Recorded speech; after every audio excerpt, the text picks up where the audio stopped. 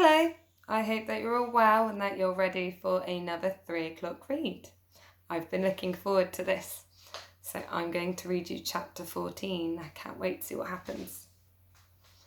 Varjak opened his eyes. The dream was over. It was night and he was in the harbour yard. Holly was pulling away from him. The warmth of her body faded as the winter wind whipped between them. "Holly, what's wrong?" he said. She opened her mouth to speak, but no words came out. Her fur was standing on end. She was staring at something over his shoulder. He'd never seen her look so scared. He turned round and wished he hadn't. A thin white cat sat behind him. She was watching him with one ice blue eye. Where the other should have been, there was nothing but a shadow. Her white fur was spotless clean, but around her was the smell of darkness, of dank and deadly things. I think you might have guessed who this is. It was Sally Bones. "Varjak, pause," she hissed. "The cat who thinks he can fight." Varjak flinched at her words as though his body knew something he'd tried to forget. Her teeth tapered down to deadly points. Her ribs jutted out of her side like they were trying to escape from her. She was so thin and white, he could scarcely see her against the snow. Only Sally Bones's eye, like a chip of bluest ice, glittering in the night. Slowly, out of the darkness, appeared her gang around her. Luja, Razor, and the rest. They were all tough cats, big and brawny, their fur short and bristly, yet they looked like little soft kittens compared to her. Varjak's friends crept up beside him, under the fire escapes. Holly, Tam, Jess, Omar, and Ozzy.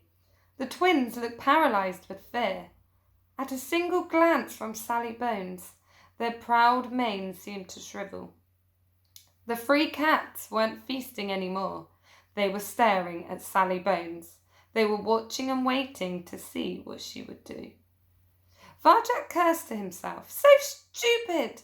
How could he let her find him sleeping? She caught him with his guard down, but it wasn't too late.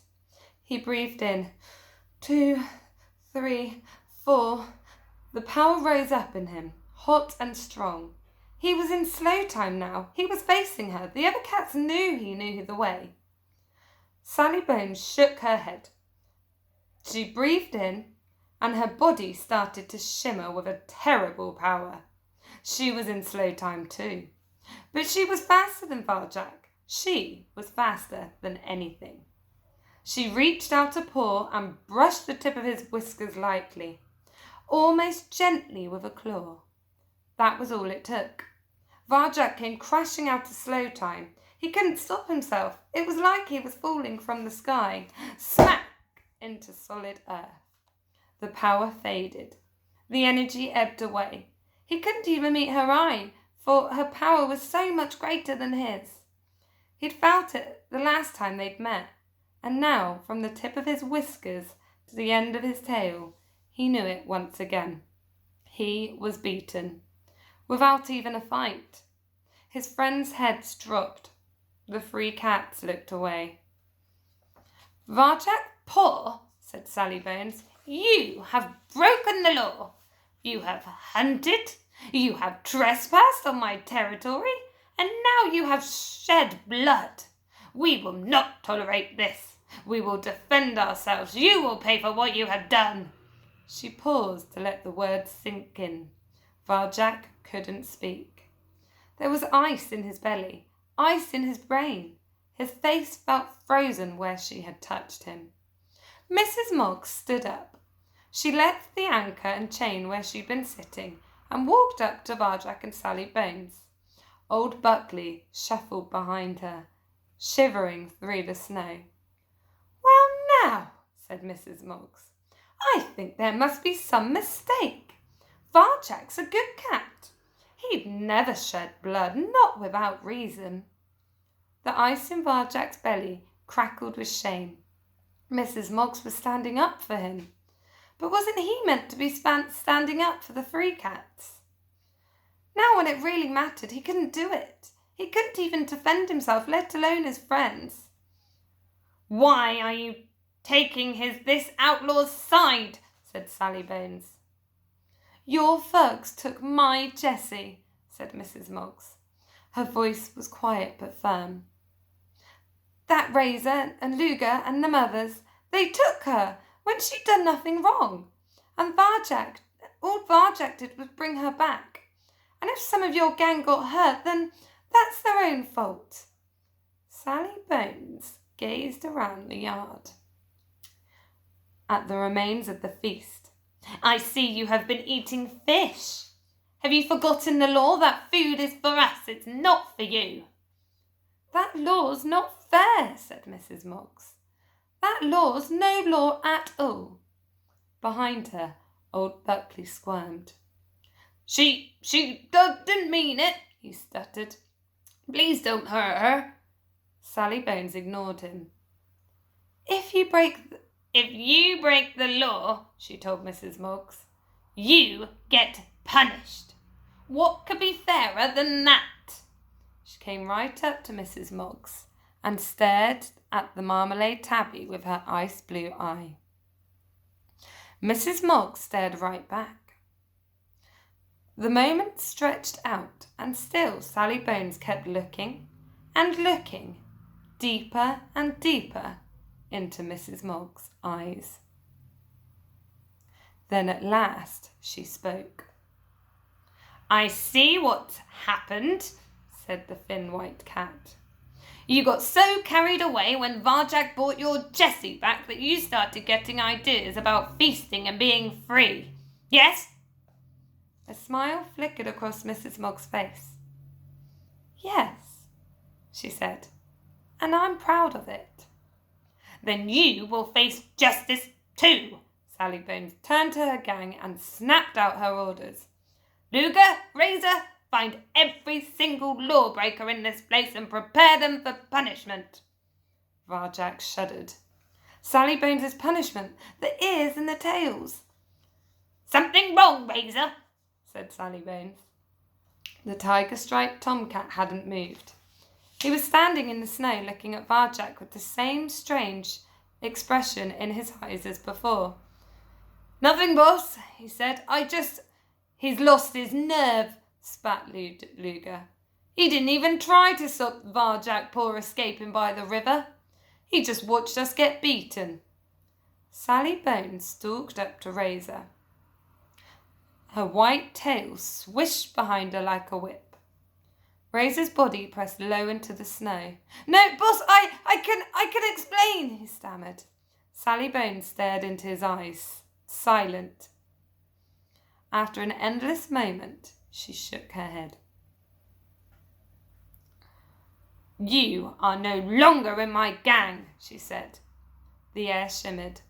There was a blur of white, so fast Varjak barely even saw it. Razor howled.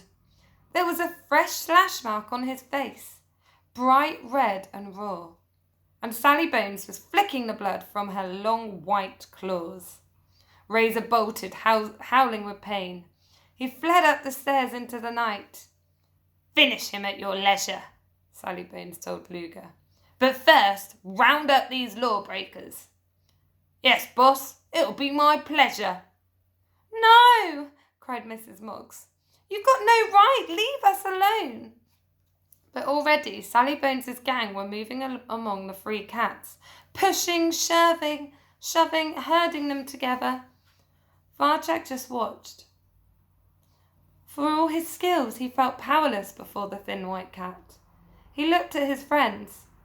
They were all powerless. Around the harbour yard, lights were going out in windows. The brown buildings were falling into darkness.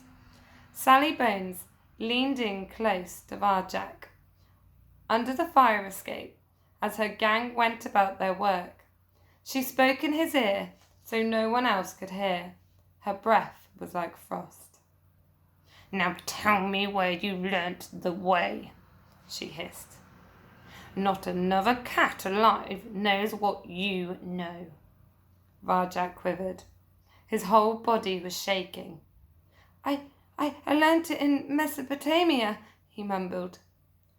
There's no Mesopotamia, said Sally Bones bitterly. Tell me the truth. She looked deep in his eyes, like she looked at Mrs. Mogg and Razor.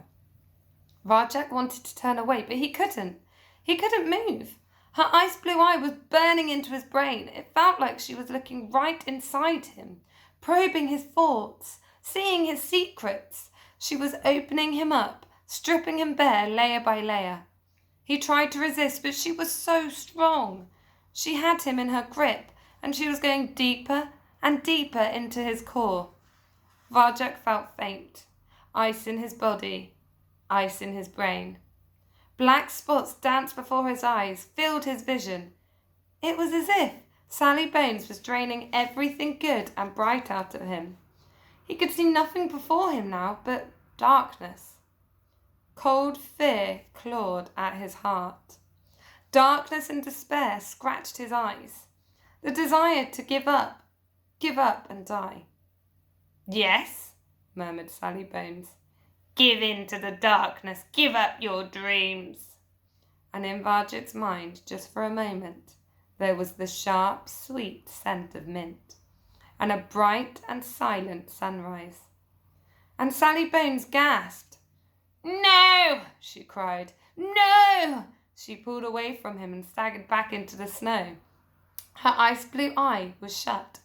Suddenly, Varjak was free. Her grip on him was gone. He could move again.